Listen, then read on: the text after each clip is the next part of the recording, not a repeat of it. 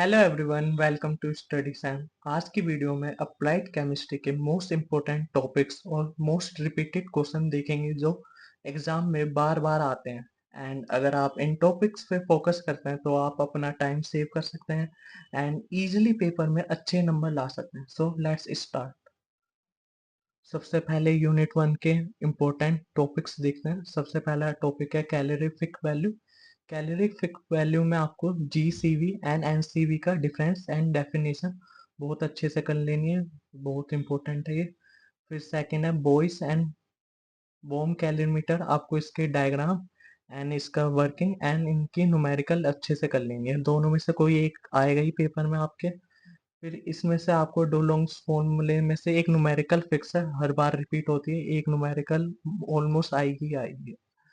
फिर second topic है कोल। इसमें से मोस्ट इम्पोर्टेंट है ऑटो हॉफमैन, इसका डायरेक्ट क्वेश्चन आएगा।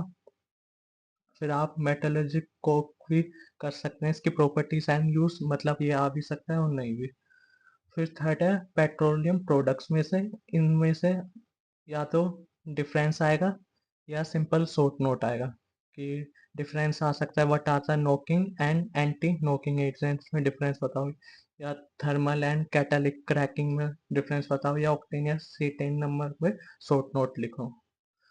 फिर फोर्थ टॉपिक है गैसियस फ्यूल। इसमें से सिंपल प्रॉपर्टीज एंड यूसेस आएंगी एंड इनके शॉर्ट नोट्स आएंगे।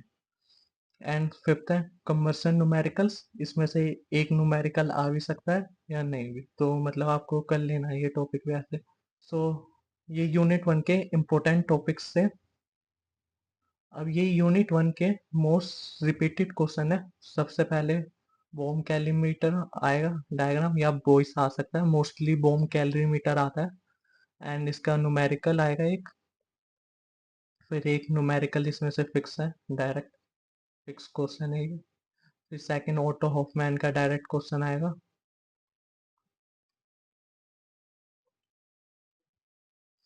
फिर आता है, फिर डिफरेंस आ जाएगा थर्मल या कैटालिक क्रैकिंग में, या इसमें से एंटी नोकिंग या ऑक्टेन सीटेन नंबर किसी में से भी आपका डिफरेंस आ सकता है,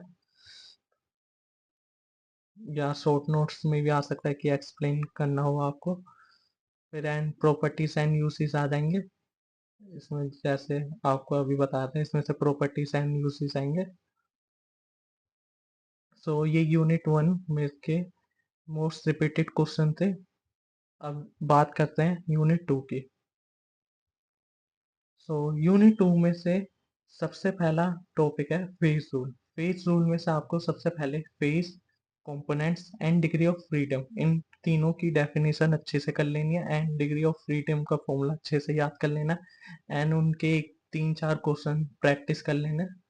फिर आता है एप्लीकेशन। एप्लीकेशन में two component and one component system होते हैं, जिसमें से सबसे ज़्यादा water and lead and silver का सबसे ज़्यादा रिपीट होता है, तो ये आपको अच्छे से कर लेना है एंड इनकी पिक्चर्स अच्छे से याद कर लेनी है। फिर सेकंड पॉइंट है कॉन्करेंट एंड इनकॉन्करेंट मेल्टिंग पॉइंट। इसका डायरेक्ट क्वेश्चन आएगा, या तो लेड एंड सिल्वर पे आएगा या NaCl पे आएगा, इन दोनों में से किसी एक पे आएगा, ये बहुत इंपॉर्टेंट, मोस्ट इम्पोर्टेंट। फिर अगर पॉलीमर्स, पॉलीमर्स में से सिंपल क्लासिफिकेशन आएगा, तो आपको ये तीनों अच्छे से कर लेनी है। एंड प्लास्टिक में से सिंपल प्रॉपर्टीज एंड यूसेस आएंगी, तो आपको ये चारों, इन सब की प्रॉपर्टीज एंड यूसेस कर लेना है।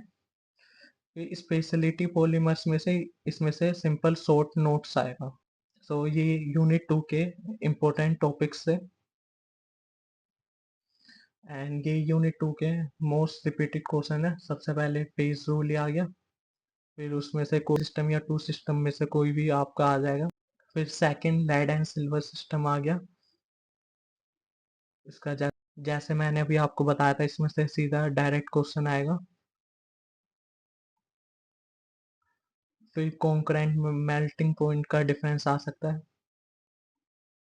फिर पॉलीमर्स में से सिंपल क्लासिफिकेशन आएगा एंड प्रॉपर्टीज यूसेस आ गए and short notes. So these are the most repeated question of unit 2 in applied chemistry.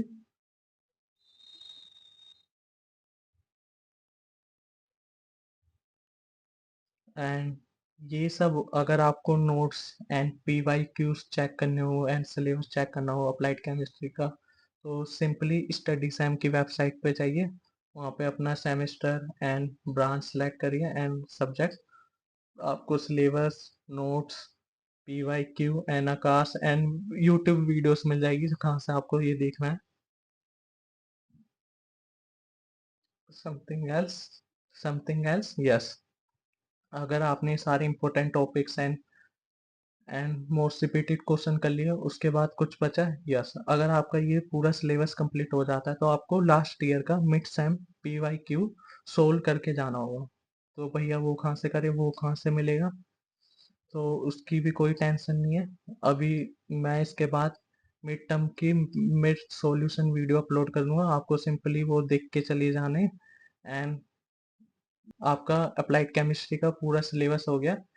और अगर आपको वीडियो हेल्पफुल लगी हो तो लाइक करें एंड शेयर करें अपने फ्रेंड्स के साथ। So thank you.